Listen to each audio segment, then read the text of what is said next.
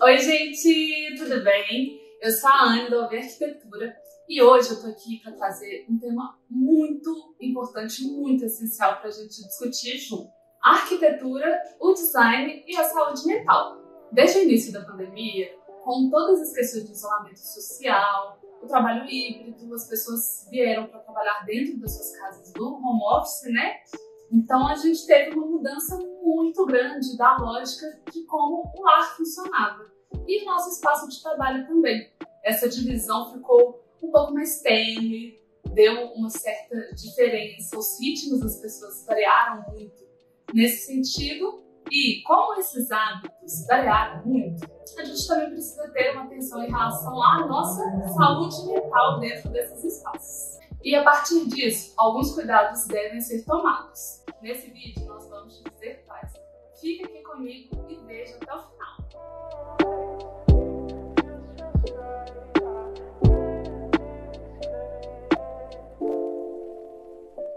Oi, gente! Bem-vindos de volta ao canal da UV Arquitetura. Vocês viram que a gente está trazendo um monte de discussões muito mais importantes. A gente está tentando aprofundar algumas coisas, trazer uma análise mais diferenciada em relação às coisas que cercam o mundo da arquitetura e do design. E hoje a gente vai falar de saúde mental.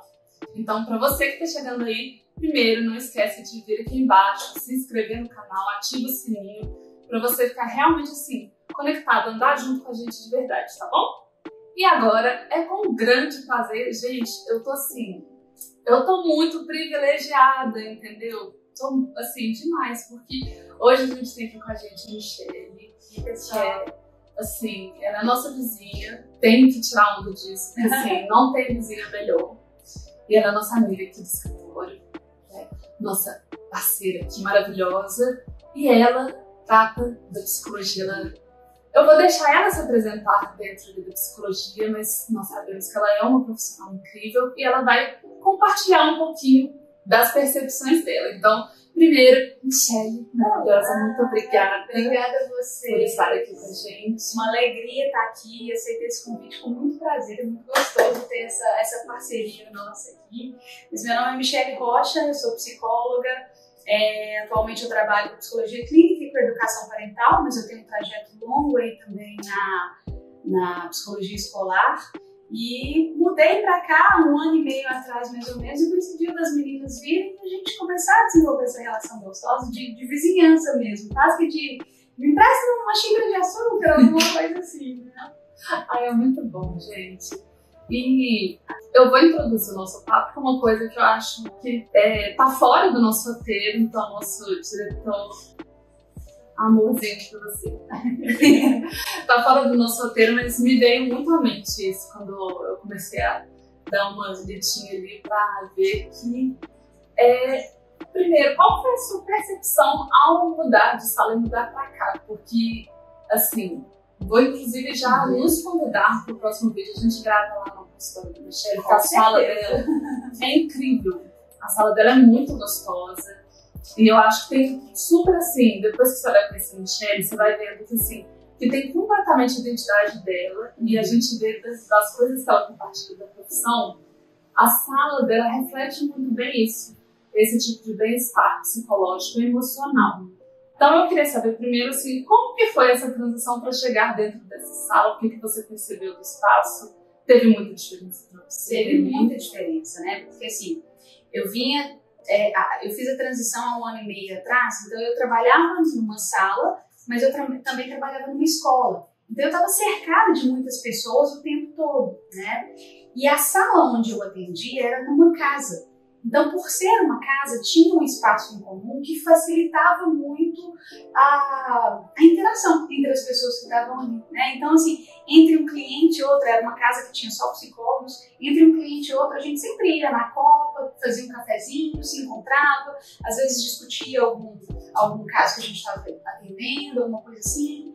E aí, quando eu vim para um prédio, eu fiquei pensando assim, cara, eu não quero me isolar, né? E o prédio dá muito essa ideia, né? A partir do momento que você entra para sua sala, você fecha sua porta, tá você com as suas atividades ali. Eu sempre tive medo disso me dar uma sensação de solidão, assim, né? Então, quando vocês chegaram, acho que na mesma hora eu já falei assim, deixa eu me apresentar, né, pra criar essa relação, assim, de, se precisar de alguma coisa eu tô aqui, né, esperando essa troca. E eu acho que deu muita sorte, que acho que os santos bateram e a gente começou essa relação gostosa, né. Então, assim, houve primeiro um estranhamento, mas eu acho que eu pensei, né, já que você fala do consultório, né, ele foi pensado justamente para poder oferecer esse acolhimento, que é uma das coisas mais importantes da minha profissão, né? Então, acho que cada detalhe ali, ele foi feito no sentido de oferecer algo às pessoas que estivessem ali, mas também para mim, né? Pensando que eu vou ser a pessoa que vai passar ali o dia inteiro e encontrar formas de fazer com que esse dia inteiro, ou até os 45 minutos da sessão, seja um momento em que a pessoa de fato se sinta à vontade, se sinta bem. É muito gostoso quando eu vejo meus clientes chegando, tirando o sapato, sentando no sofá, sentindo em casa mesmo, né? Então eu acho que isso facilita essa coisa do entrar em contato com você, com a experiência que você está tendo, né? Eu acho que a gente vai chegar nisso, né? Assim, de pensar que o espaço físico é aquele lugar que ele precisa trazer bem-estar, segurança, conforto, né? Gente, a gente encerra por aqui. Né? Já deu uma pincelada em tudo, né? Gente, tá vendo? Eu falei que vocês vão amar. Sabe? Sabe? Pedro, põe aí pra gente.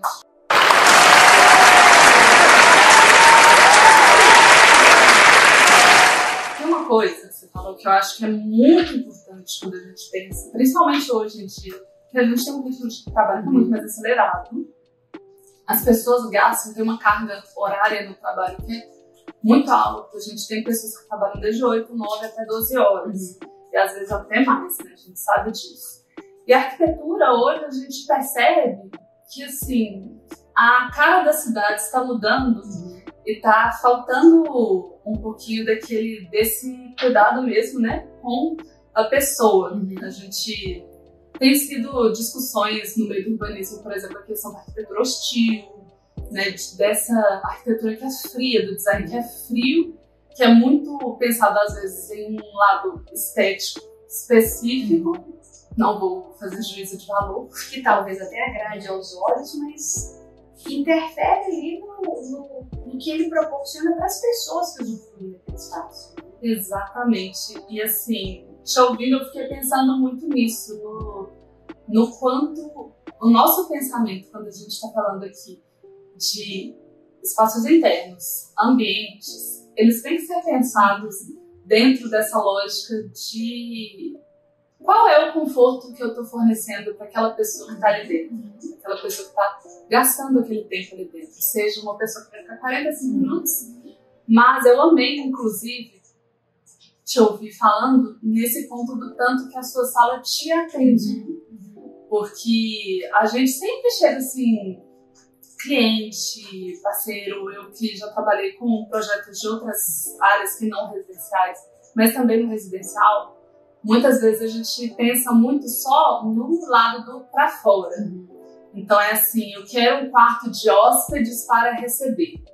Mas e durante o ano todo que você precisa fazer uso daquele espaço do home office, por exemplo? Não faria sentido deixar aquele quarto só para quando você receber visita. Exatamente. E assim, nós temos todos os parâmetros técnicos, né? Então, o bom dimensionamento dos espaços, a circulação correta de ar, a boa iluminação correta, inclusive. Eu sempre pontuo muito isso, porque eu acho que é um dos pontos mais negligenciados e que fazem muita diferença nesse aspecto da saúde mental. Todas essas coisas têm que ser características muito bem pensadas dentro de toda a lógica da arquitetura e do design. E aí eu queria aproveitar aqui o nosso bate-papo com Michele para perguntar um pouquinho assim da sua percepção, inclusive assim no cuidado ali do paciente, dessa mudança de saúde mental, desse recorte de saúde mental nesses últimos anos, porque eu acho que a pandemia mudou a nossa relação com os espaços e hoje está sendo um movimento de ressignificar e não necessariamente tão atento, né? Então acho que hoje, quando a gente pega as pesquisas do OMS, de Sociedade Brasileira de Psicologia, enfim, N órgãos de saúde que estão aí quantificando e qualificando as demandas das pessoas, a gente percebe que a saúde mental, os dados relativos a isso, né, relativos às questões de sofrimento mental, às síndromes, enfim, eles vão assim, ó. E com a conectividade, internet, o trabalho híbrido, o trabalho tomando conta de uma parcela muito grande da vida das pessoas, eu acho que tudo isso influencia um pouquinho. E o que você acha, na sua percepção, assim, que a gente pode contribuir e pensar na arquitetura e design? Eu acho que até mais do que assim, os números relativos à saúde mental, eles estão, infelizmente, numa crescente muito exponencial, né? Porque, até pensando em arquitetura, né, a casa, acho que uma coisa que eu queria falar é que, assim, pensando nessa relação da saúde mental com a arquitetura, né, eu gosto muito de pensar na pirâmide de Maslow, não sei se você conhece, né, mas é um esquema que um psicólogo americano chamado Maslow criou para falar da hierarquia das nossas necessidades para a gente atender, a gente chegar, na verdade, a uma vida satisfatória, né? A base dessa pirâmide, ela diz de questões fisiológicas que nos mantêm vivos, né? Então, água, comida, sono, sexo, todas essas coisas que dizem da continuidade da espécie, da nossa sobrevivência, né?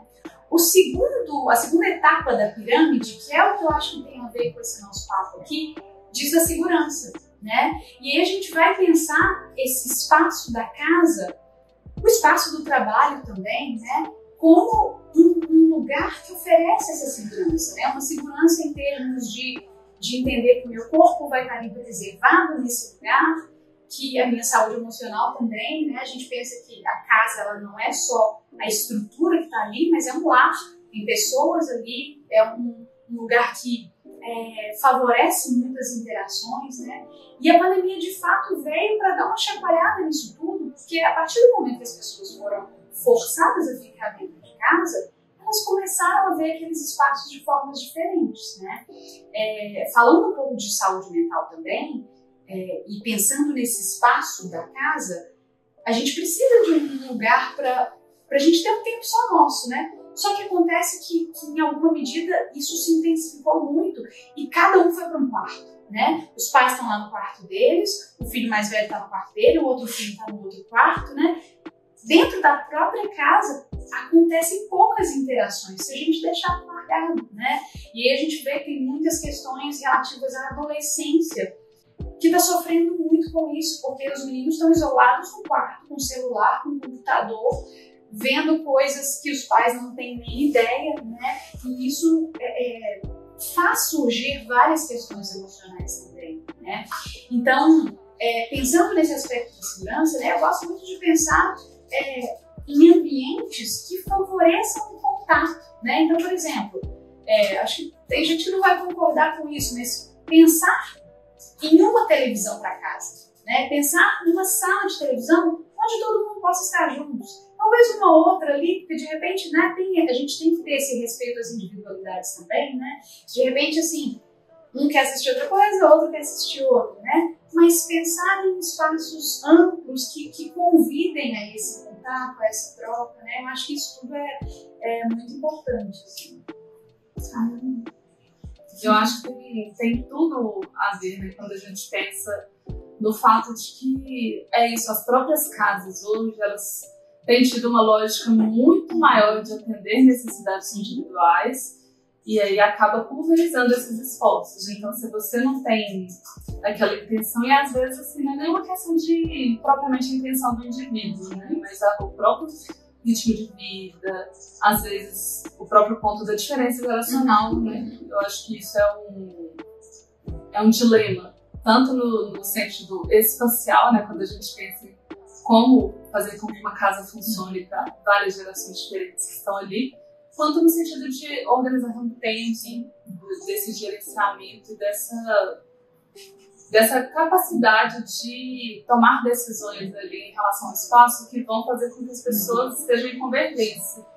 E ainda pensando sobre a pandemia, eu acho que teve um outro aspecto, que como as pessoas se voltaram muito para esse ambiente mais micro, elas ressignificaram tanto das suas atividades, né? Então, por exemplo, hoje eu tenho um grande número de clientes que são de BH, mas que por terem experimentado a terapia online, acabaram achando que era muito mais fácil estar em casa, porque aí conseguiram encontrar um espaço ali de silêncio, de privacidade para cuidar do sigilo, mas que ficaram com preguiça de, por exemplo, pensar em ter que pegar trânsito, achar estacionamento, não sei o quê. Então, assim, a casa virou espaço de muitas outras atividades que a gente antes nem imaginava, né? A não ser que fosse uma questão de necessidade mesmo.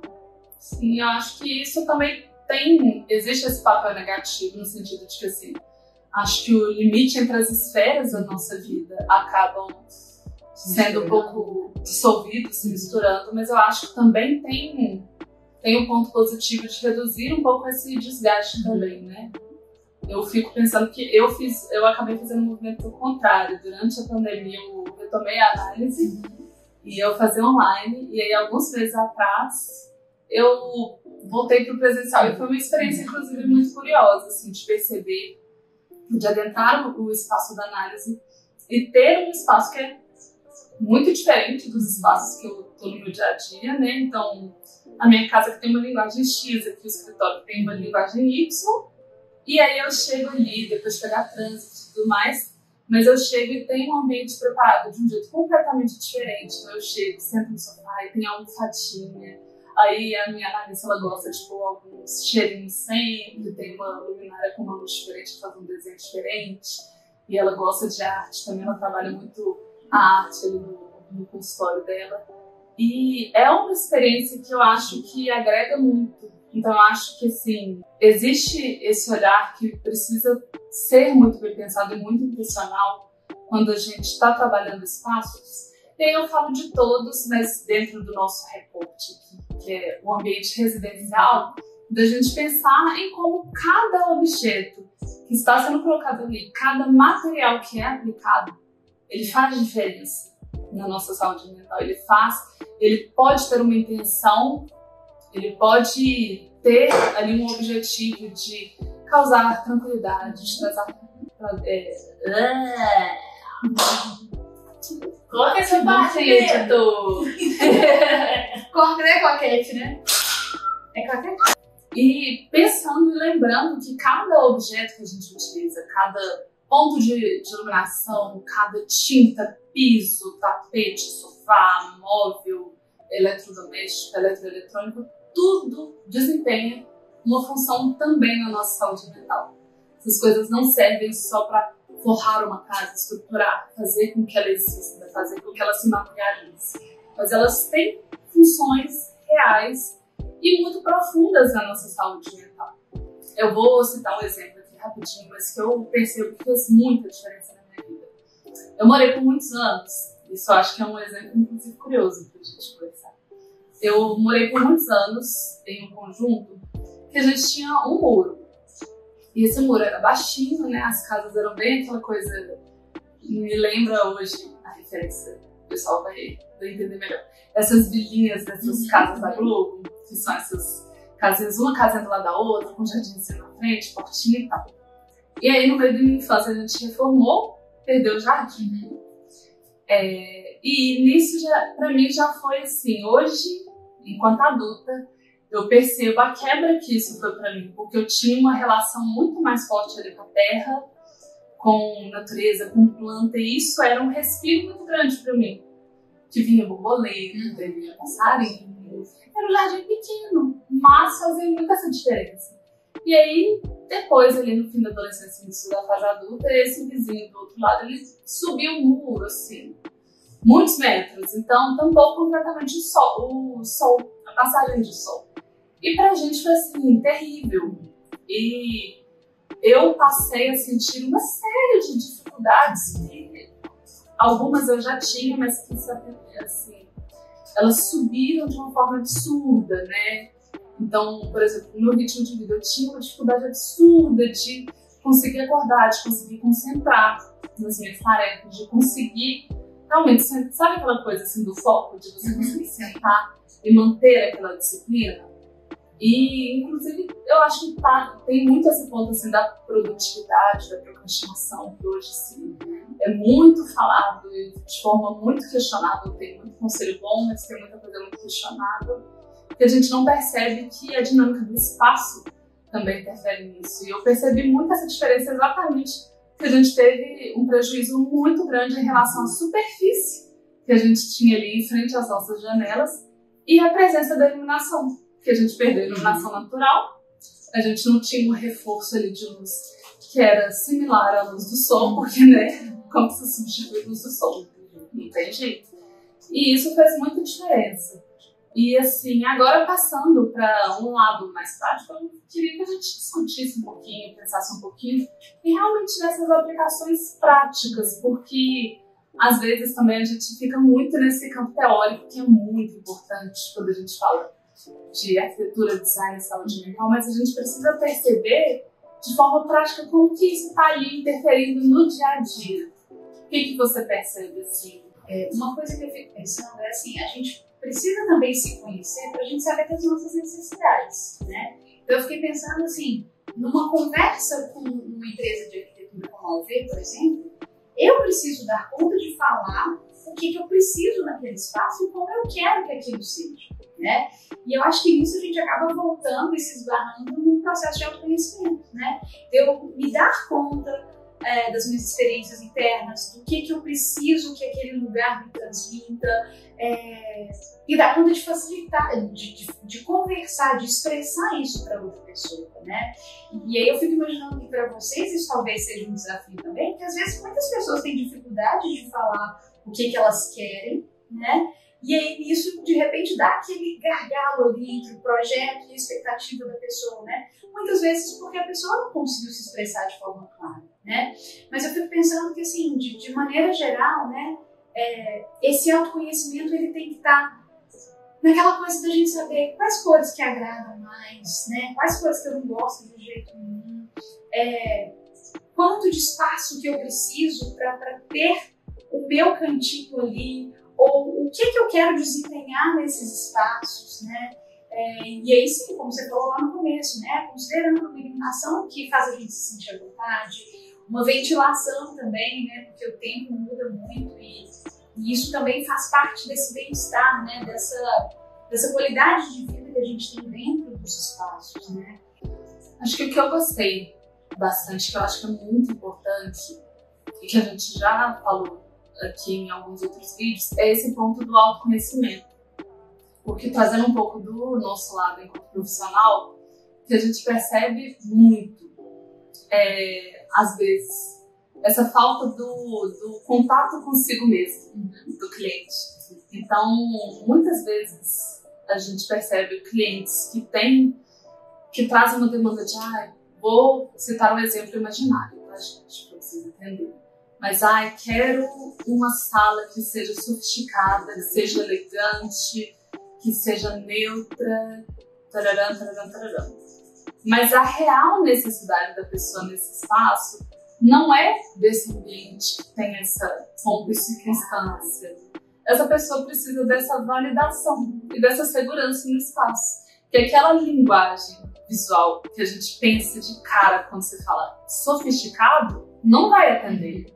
Eu acho que dá pra gente pensar assim, por exemplo, você pega um recorte de uma revista e eu quero isso, mas sem se perguntar se você de fato se identifica com aquilo, né? Porque é muito diferente eu achar um determinado estilo bonito e querer isso para minha própria casa, né? Porque assim, se eu faço esse recorte direto, sem pensar no que eu gosto, sem pensar naquilo com que eu me identifico, a gente acaba vendo aquele espaço pronto, todo lindo, mas sem se identificar com ele, sem criar um vínculo, uma conexão com aquele espaço, sem de fato se sentir em casa, né?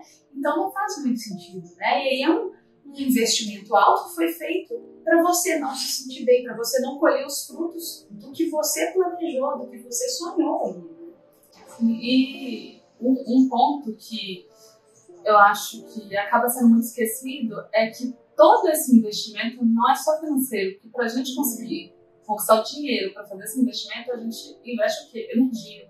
Energia, tempo de vida. Então, todas essas coisas, elas têm um custo muito alto para você, quando você está formando sua casa, né? Não é só dinheiro. E tempo de vida é a nossa moeda corrente, que não é uma moeda, que é a coisa mais preciosa que a gente tem. E às vezes essa formação do lar também, ela acaba não se concretizando exatamente pela falta desse investimento de tempo, dessa energia, desse entendimento que o que tem de mais profundo para a gente investir numa casa é o que tem da essência de quem vai estar ali, né? E essa identificação de saber olhar para as coisas, eu gosto que você colocou de uma forma muito legal. Tem uma consultora de estilo que eu amo e que ela fala muito disso também, de que eu posso achar muita coisa linda, tem muita coisa legal no mundo, mas aquilo não vai funcionar para mim. Não sou eu, não conversa comigo, não conversa com a minha essência, não conversa com os meus valores. E eu acho que esse é o principal norteador quando você está pensando em qualquer pontinho, desde assim, trocar a cor da sua parede até fazer uma reforma total, quebrar tudo, trocar tudo.